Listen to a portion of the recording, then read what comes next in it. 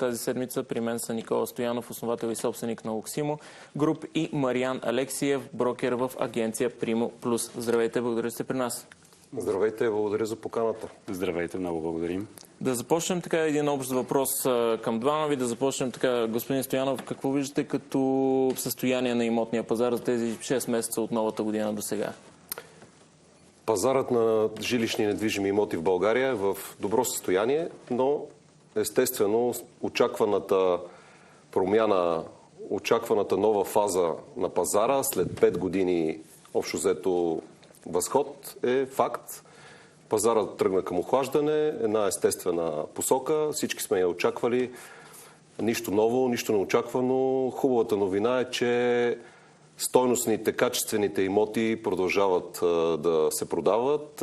Има определени тенденции в различните сегменти на жилищния пазар, за които може би след малко ще поговорим по-подробно, но като цяло пазарът вече е в нова фаза.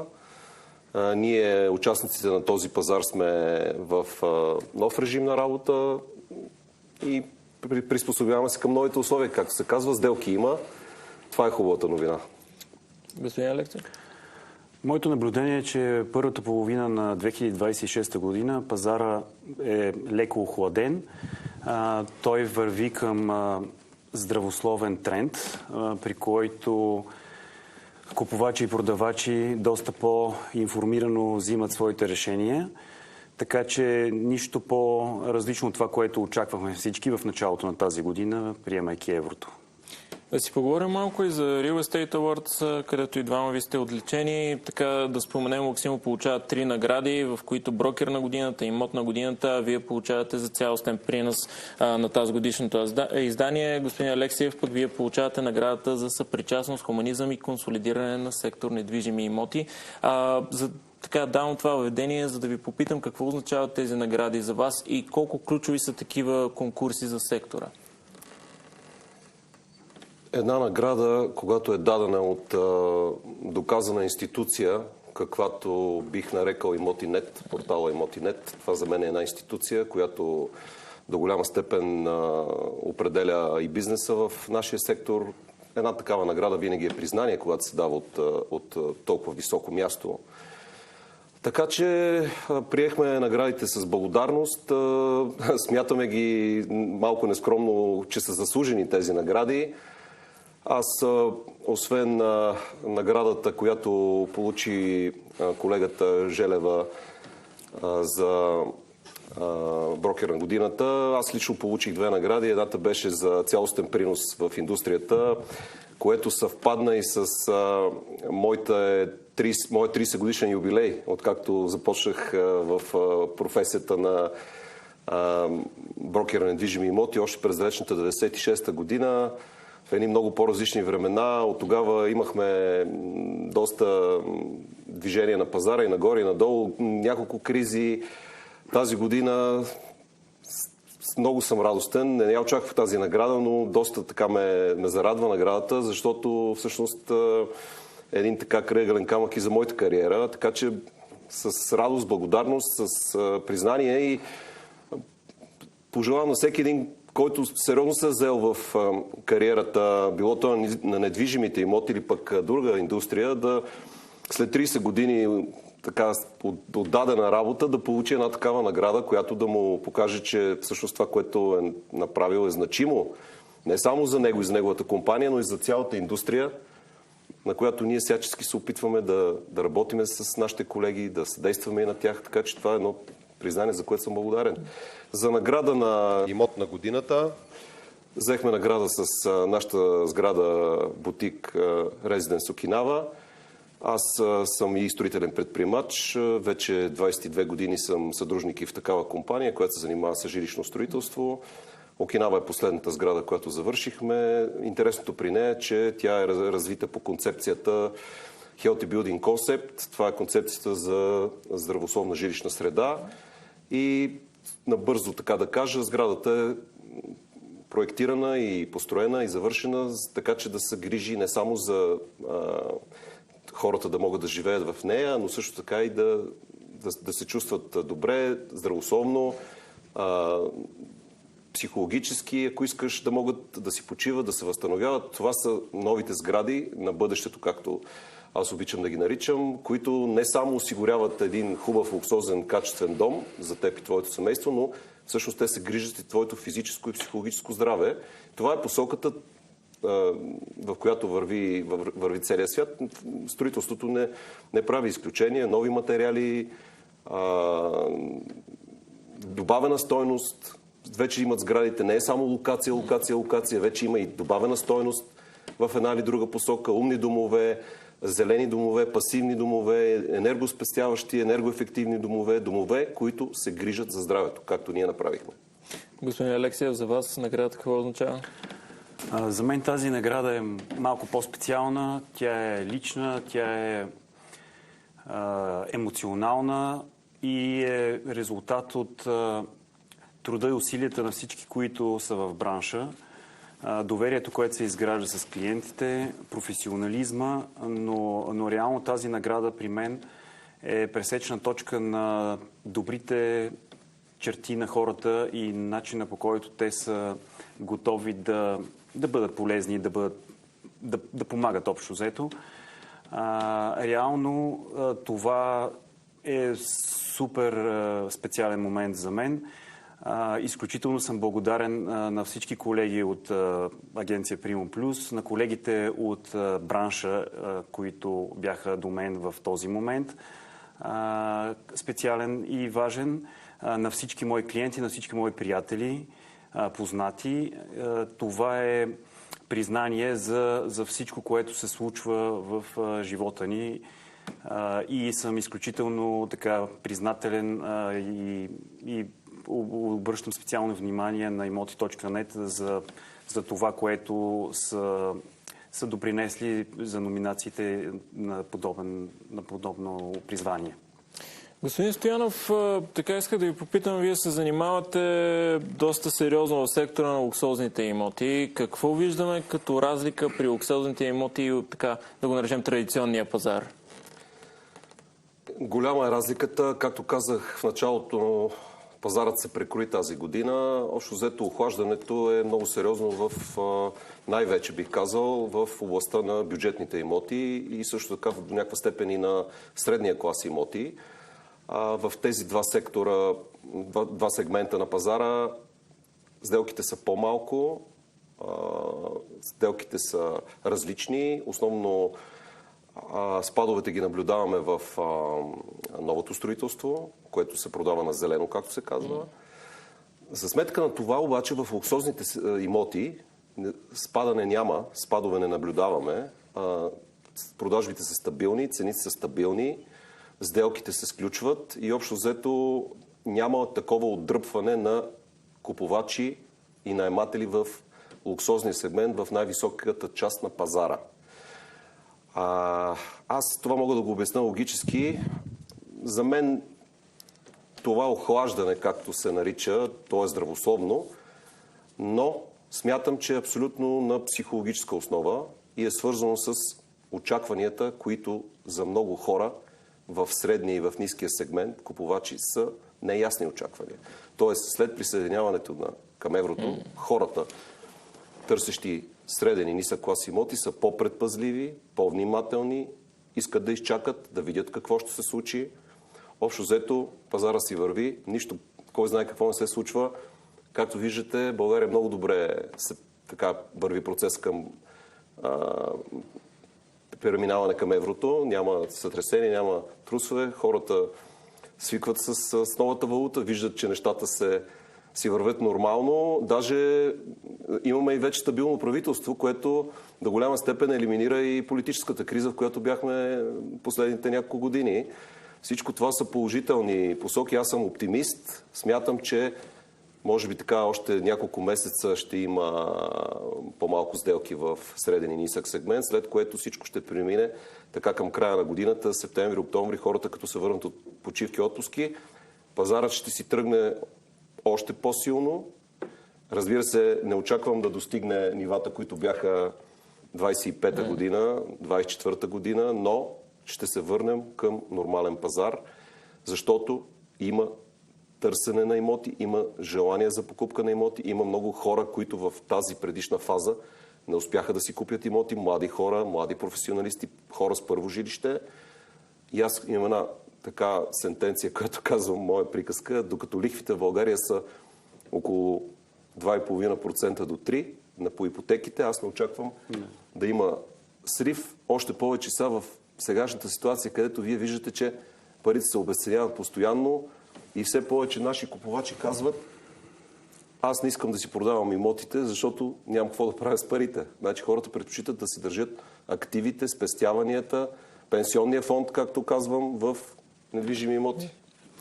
Добре, господин Алексиев, какво виждате? Има ли промяна при така нагласите при купувачите? Стават ли по-взискателни към нещата, които търсят жилищата? И разбира се, кой доминира на пазара? Хора, които търсят инвестиция, нещо, което засегнахме, или по-скоро търсещи първо жилище, второ жилище? Това, което се наблюдава, е, че вече купувачите са значително по-информирани. Те са по-зрели, по-предпазливи. Все пак в момента сме в такъв пазар, че имаме предложения малко повече на пазара. Те имат от какво да избират. Колегите, които се занимаваме с това, пък консултираме нашите клиенти да не взимат емоционални решения. Имотите вече не се купуват както последните 2 години. Купуваш го сега с цел да не го загубиш, тъй като на пазара има аналози, като пазарни сегменти в различни райони, в различни пазарни ниши. Така че в момента влизаме в устойчив пазарен момент, в който това, че не се купува на всяка цена, е много по-добър вариант за нас, защото нашите клиенти са все по-осъзнати при избора си.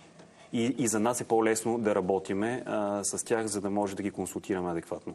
А какво може да кажем средно с колко време така се удължава продажбата на едно жилище? Тъй като вие казахте в последните 2 години и така се бързаше, за да не се изгуби този имот. В момента виждаме ли едно удължаване на сделката? Сделките, особено при предлагането, когато се предлага имот, това, което наблюдаваме, ако преди един имот се реализираше на пазара средно за 45 дни, сега вече над 2 месеца. Това е категорична статистика. Но имотите, както каза колегата, които са премиум имотите, които са направени и изпълнени с мисъл и добавена стойност към потребителя, те при тях, когато излезат на пазара, те просто изчезват, тъй като такива завършени имоти с много добавена стойност към купувача на пазара няма, кой ли знае колко, така че тези имоти бързо се реализират. Така че това, което наблюдаваме, е спекулативните инвеститори в момента са доста по-предпазливи, но инвеститорите, които стандартно устойчиво инвестират в имоти, при тях те са наясно какво правят и взимат решения, така че това, че има известно забавяне в конкретната сделка, няма проблем, даже е здравословно за всички нас. Господин Стоянов, вие споменахте именно как търсенето се обвързва с ниските лихвени проценти по ипотеките, които виждаме в България. От друга страна, Европейската централна банка миналата седмица повиши лихвения процент. Така може само да спекулираме дали това е начало на някакъв нов цикъл на вдигане на лихвите, но очаквате ли да има ефект върху българския пазар? Не очаквам да има сериозен ефект, просто защото това увеличение беше минимално в рамките на 0.25. По неофициална информация ще има още едно увеличение. Така сред банкерите комуникираме. Ние имаме и наша собствена компания за кредитно консултиране, кредитно посредничество, Суперкредит. Разговори с банкери, очакваме още едно повишение, вероятно, до края на годината от още, може би, 0.25. Знаете ли, в България имаше големи приказки, че като се присъединиме към еврото, нашите лихвени проценти ще отидат нагоре, както са в голяма част от страните от Централна и Западна Европа, вързани с европейския Юрибор лихвен процент. В България обаче интересното е, че нашите лихви по ипотечните кредити не са свързани с този централен европейски процент, те са осреднена стойност от лихвения процент, по който домакинствата, физическите лица в България са дали своите спестявания в банките като депозит. Значи ние ползваме осреден лихвен процент. Това е коефициент, по който се изчисляват и лихвите по кредитите, по ипотечните кредити. Това означава, че докато лихвите по депозитите в България са в рамките и близки до 0%, флуктуации в ипотечния лихвен процент не се очакват големи. Така че аз не вярвам да има някакво сериозно увеличение и да има такова заради увеличението на централната лихва на Европейската банка. То ще бъде в пренебрежимо малки граници. Дори да има още малко увеличение до края на годината, не очаквам сътресение на нашия пазар. Освен това, честно да ви кажа, Европейската банка трябва да стимулира икономиките да работят. Затова те не могат да си позволят да увеличават безкрайно лихвите, защото там се увеличават и всички лихви по всички кредити, включително и по инвестиционни кредити, по кредити за предприятия, за бизнес. Бизнесът в Европа, знаете, че особено в Западна Европа има държави с такъв недобро състояние. Трябва да се намери път за тези държави да се премине тази криза, да се увеличи производството, така че бизнесът има нужда от пари. Европейска централна банка, аз не очаквам да увеличи прекалено много лихвите. Ако мога да допълня само, ако ми позволите, лихвените проценти, те със сигурност играят някаква роля. Както каза колегата, те са вързани в България към депозитите. Това, което наблюдавам е, че профилите на клиенти с буквално най-ниския доход, при тях това се отразява и то не се отразява сега, когато вече има някакво порастване на лихвени проценти, а по-скоро в края на миналата година и в началото на годината, когато банките станаха една идея по-консервативни с процента съфинансиране за жилищно кредитиране. Така че това са потребителите, които евентуално биха били леко засегнати, нека така да го кажа. Но когато тези клиенти не могат да си позволят голям тристаен апартамент, ще дам конкретен пример с гараж, те се насочват стандартно спрямо възможностите им днес към двустаен с паркомясто. Това е естествен процес. Или излизат от конкретна атрактивна локация в малко по-периферна локация. Така че това не може да окаже кой ли знае колко сериозно влияние. Другото, което искам да кажа е, че банките са свръхликвидни. Той колегата го намекна. И това са ресурси, това са продукти, които те трябва да реализират на пазара. Имотният пазар е достатъчно голям коефициент, играе роля в брутния вътрешен продукт на страната, така че микса от всичко това и стабилността на политическата среда, на еврото, което вече сме пълноправни членове, дава едно такова усещане за спокойствие, поне при мен, това е моя прочит. Аз бих допълнил още нещо, тъй като нашата компания Oximo Group работи на външни пазари на имоти, международни пазари. Аз комуникирам с различни партньори, с колеги в Европа, извън Европа. Мога да ви кажа, че България е един оазис на чудесни условия за ипотечни кредити. Изгодни лихви, банки, които са свръхликвидни, допълнителен ресурс, който беше освободен от резервите на банките след като се присъединихме към еврозоната. Този ресурс също трябва да влезе в употреба и да бъде предоставен на икономиката и на гражданите от страна на банките, така че едни чудесни условия. Дори имах миналата седмица среща с колеги от Унгария, от Централна Европа, държавите, които са така до голяма степен били в нашето положение през годините. Ние сме в пъти по-изгодни лихви по ипотечните кредити, много добра достъпност на гражданите. Разбира се, банките са по-консервативни от миналата година насам, изискват повече от клиентите. Това е съвсем нормално, но и ние виждаме, че пазара последните няколко месеца след 1 януари, той до голяма степен се движи от ипотечните кредити. Така че в това отношение България е един лидер в Европа, бих казал. Господин Алексиев, да видим на пазари като така големите ни градове София, Пловдив, Варна, Бургас, да включим и в тази група. Виждаме ли признаци за пренасищане на тези пазари? По-скоро това, което наблюдавам аз, е, че част от... Не мога да кажа, че има пренасищане, категорично. По-скоро това са агломерации и локации, които се развиват устойчиво във времето. Аз бих допълнил Стара Загора, бих допълнил и Търново, Велико Търново. Но това, което наблюдаваме е, че както в София, в периферията на София, млади хора и не само млади хора, разбира се, търсят вече различно качество на живот, спокойствие, баланс с природа, т.е. излизат извън големите градове. Това се наблюдава също около София, около Пловдив, около Бургас, около Стара Загора и изключително валидно за около Търново. Така че нали, това е тенденция, която се наблюдава последните 3-4 години. Вероятно ще се засилва, защото от контакти с млади семейства те искат вече освен големия град с пълната достъпна среда, искат спокойствие и хармония в живота си. Господин Стоянов, виждаме пък ръстове на строителните материали и разходите по строителството не само в България, разбира се в цяла Европа, но как това очаквате да се отрази на имотния пазар и може би вече отразява ли се? Имате предвид като цени, като себестойност на строителството? Да. Големите скокове са България, са в труда.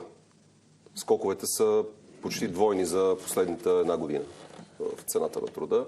Материалите също се увеличават с по-малки темпове, разбира се. За разлика от Европа, Западна Европа, където строителството почти е замряло в жилищното строителство, така да го кажем. Те са в криза, много от тия държави, включително и Германия, Австрия. В България строителството се развиваше така с бурни темпове, включително и до тази година. Сега от началото на годината вече строителите, предприемачите виждат едно охлаждане на пазара и така с мои разговори с много наши партньори, с които работим, аз поддържам контакти с всички големи строително-предприемачески компании. Общо взето техните оптимизма леко охладен, прекрояват политиките си, плановете си, вероятно ще се приготвят за по-труден пазар в бъдеще. Но факт е, че цените продължават да се увеличават, себестойността на строителството се увеличава. За съжаление, пазара ще коригира, както винаги, такива всякакви незаслужени увеличения и ще доведе до спадове в крайна сметка. Вероятно и строителната себестойност, може би, ако продължава да е висока, няма да могат да се продават тези имоти. Виждали сме такива моменти и преди 2007-2008. Така че след това сме ставали свидетели на това как себестойността пада под влияние на пазара. За наша радост невидимата ръка на пазара работи и ще предстои да видим какво ще се случи. Това са нормални неща. Когато има увеличение на строителството и на обемите, се увеличават и себестойността. И на финал на нашия разговор ще ви помоля само много накратко, тъй като времето ни притиска, но имам въпроси за двама ви. Как оценявате финансовата достъпност на жилищата у нас? Да започна с вас, господин Стоянов. Аз я оценявам като много висока. Все още е много висока достъпността, особено тази година с така задържането на цените. Даже вече в определени сегменти на пазара продавачите са по-склонни на отстъпки. Общо взето едно чудесно време за хората, които са успели в предишния цикъл да купят. Сега в този момент имат един времеви период, в който могат да действат на изгодни цени, на добър пазар, на относително добро предлагане. Особено в новото строителство има хора, които продължават да купуват, въпреки че голямата част от хората в момента леко са в изчакване, но има хора, които си купуват. Новото строителство е много изгодно, по принцип е доста по-изгодно от вторичния пазар. При положение, че някои хора купуват и то смело ново строителство, може би това трябва да покаже на другите, че не е лош момента да се замислиш и сега. Строителите имат добри предложения, имат избор, имат добри условия, все повече строители имат чудесни планове за плащане 10-90 на края или 20 в началото, 80 на края. Така че едно добро време за хората да купуват имоти сега. Господин Алексиев, вашия коментар? Моят коментар е аналогичен. Достъпността в България е все още много добра в сравнение средностатистически за Европа. Това, което ще наблюдаваме, по мое мнение, е един много спокоен, много здравословен пазар, в който клиенти, които са силно мотивирани и имат конкретни нужди, разбира се, ще действат. Други, които са леко притеснени, просто ще изчакат подходящия момент и ще продължат напред. Така че аз не виждам нищо притеснително, поне на този етап за пазара. Аз само да добавя още нещо интересно. Продължава България да бъде с едни от най-изгодните цени в Европа на жилища, особено в Европейския съюз. Каквото и да си говорим, България, въпреки мнението, че е скъпо и недостъпно, не е така. Напротив, аз пак казвам, следят цените извън пределите на нашата държава и мога да ви кажа, че изключително изгодни цени все още има в България, особено в град като Пловдив, който за мен е с може би най-динамичния пазар последната година. В град Пловдив строителите са гъвкави, най-предприемчиви, мога да кажа. Има изключително добри предложения в град Пловдив и като ценово също така. Не само като визия, като стойност на имотите, като качество. Ако мога да довърша, реално микса между ниски лихвени проценти, сравнително стабилен пазар на труда, почти никаква безработица, факта, че сме вече с еврото в реалния пазар нашия, всичко това е предпоставка за една стабилност и за една достъпност. С това слагаме и край на нашия разговор. Много ви благодаря за вашето гостуване. При мен в студиото Никола Стоянов, основател и собственик на Луксимо Груп, и Мариан Алексиев, брокер в агенция Primo Plus.